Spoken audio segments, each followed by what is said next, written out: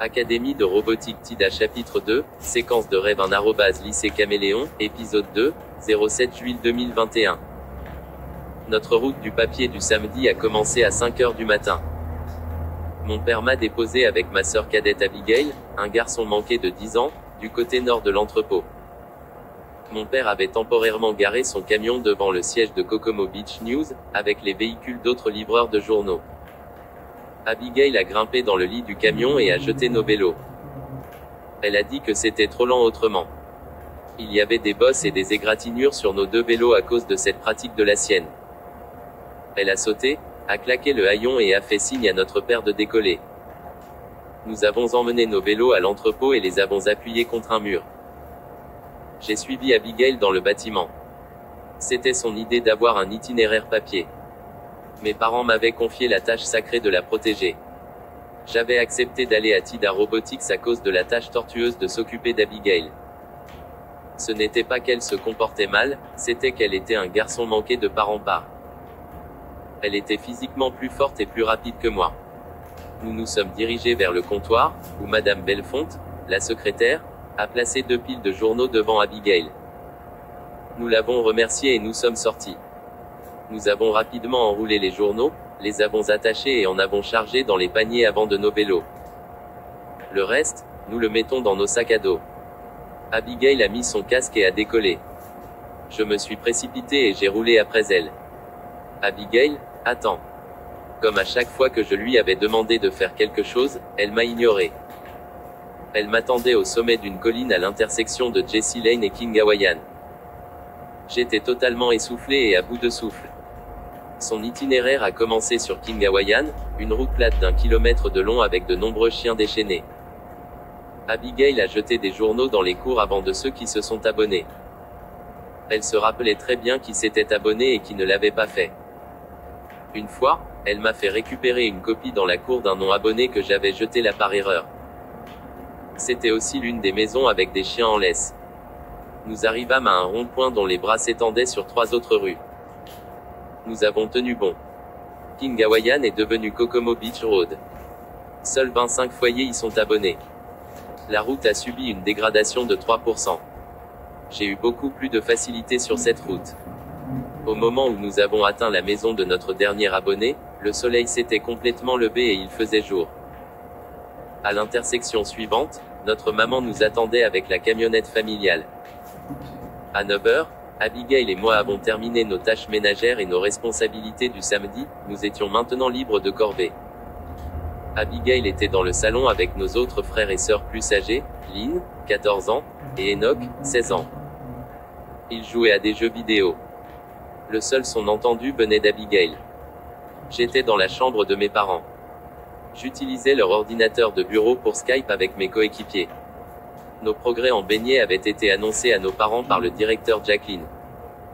Les visages d'Isaiah et de Valerie se dessinaient avec tristesse. Jade parlait de son agacement face à l'incident de piratage. Jusqu'à présent, notre plan pour percer le coffre de TIDA était tout sauf complet.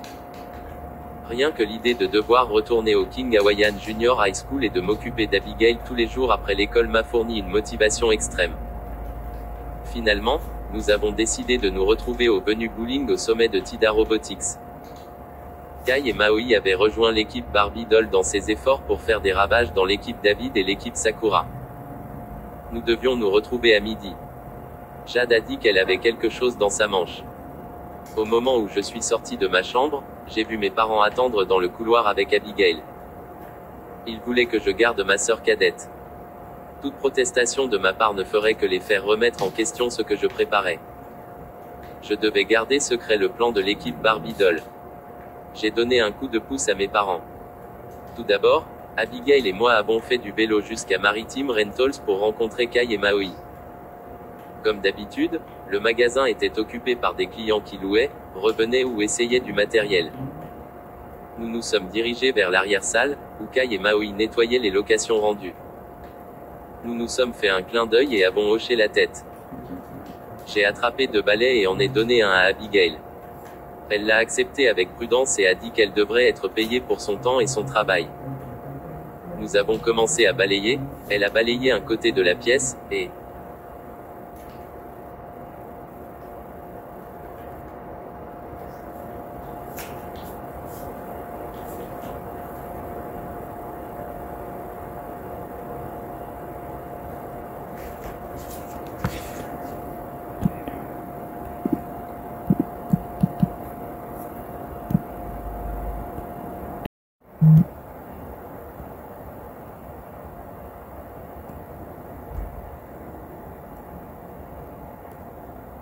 Académie de robotique TIDA chapitre 2, séquence de rêve lycée Caméléon, épisode 2, 07 juillet 2021. Notre route du papier du samedi a commencé à 5 heures du matin. Mon père m'a déposé avec ma sœur cadette Abigail, un garçon manqué de 10 ans, du côté nord de l'entrepôt. Mon père avait temporairement garé son camion devant le siège de Kokomo Beach News, avec les véhicules d'autres livreurs de journaux. Abigail a grimpé dans le lit du camion et a jeté nos vélos. Elle a dit que c'était trop lent autrement. Il y avait des bosses et des égratignures sur nos 2 vélos à cause de cette pratique de la sienne. Elle a sauté, a claqué le haillon et a fait signe à notre père de décoller. Nous avons emmené nos vélos à l'entrepôt et les avons appuyés contre un mur. J'ai suivi Abigail dans le bâtiment. C'était son idée d'avoir un itinéraire papier. Mes parents m'avaient confié la tâche sacrée de la protéger. J'avais accepté d'aller à TIDA Robotics à cause de la tâche tortueuse de s'occuper d'Abigail. Ce n'était pas qu'elle se comportait mal, c'était qu'elle était un garçon manqué de part en part. Elle était physiquement plus forte et plus rapide que moi. Nous nous sommes dirigés vers le comptoir, où Madame Bellefonte, la secrétaire, a placé 2 piles de journaux devant Abigail. Nous l'avons remerciée et nous sommes sortis. Nous avons rapidement enroulé les journaux, les avons attachés et en avons chargé dans les paniers avant de nos vélos. Le reste, nous le mettons dans nos sacs à dos. Abigail a mis son casque et a décollé. Je me suis précipité et j'ai roulé après elle. Abigail, attends. Comme à chaque fois que je lui avais demandé de faire quelque chose, elle m'a ignoré. Elle m'attendait au sommet d'une colline à l'intersection de Jessie Lane et King Hawaiian. J'étais totalement essoufflé et à bout de souffle. Son itinéraire a commencé sur King Hawaiian, une route plate d'1 kilomètre de long avec de nombreux chiens déchaînés. Abigail a jeté des journaux dans les cours avant de ceux qui se sont abonnés. Elle se rappelait très bien qui s'était abonné et qui ne l'avait pas fait. Une fois, elle m'a fait récupérer une copie dans la cour d'un non-abonné que j'avais jeté là par erreur.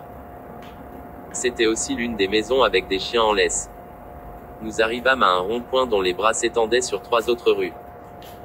Nous avons tenu bon. King Hawaiian est devenu Kokomo Beach Road. Seuls 25 foyers y sont abonnés. La route a subi une dégradation de 3%. J'ai eu beaucoup plus de facilité sur cette route. Au moment où nous avons atteint la maison de notre dernier abonné, le soleil s'était complètement levé et il faisait jour. À l'intersection suivante, notre maman nous attendait avec la camionnette familiale. À 9 h, Abigail et moi avons terminé nos tâches ménagères et nos responsabilités du samedi, nous étions maintenant libres de corvée. Abigail était dans le salon avec nos autres frères et sœurs plus âgés, Lynn, 14 ans, et Enoch, 16 ans. Ils jouaient à des jeux vidéo. Le seul son entendu venait d'Abigail. J'étais dans la chambre de mes parents. J'utilisais leur ordinateur de bureau pour Skype avec mes coéquipiers. Nos progrès en baignée avaient été annoncés à nos parents par le directeur Jacqueline. Les visages d'Isaiah et de Valerie se dessinaient avec tristesse. Jade parlait de son agacement face à l'incident de piratage. Jusqu'à présent, notre plan pour percer le coffre de TIDA était tout sauf complet. Rien que l'idée de devoir retourner au King Hawaiian Junior High School et de m'occuper d'Abigail tous les jours après l'école m'a fourni une motivation extrême.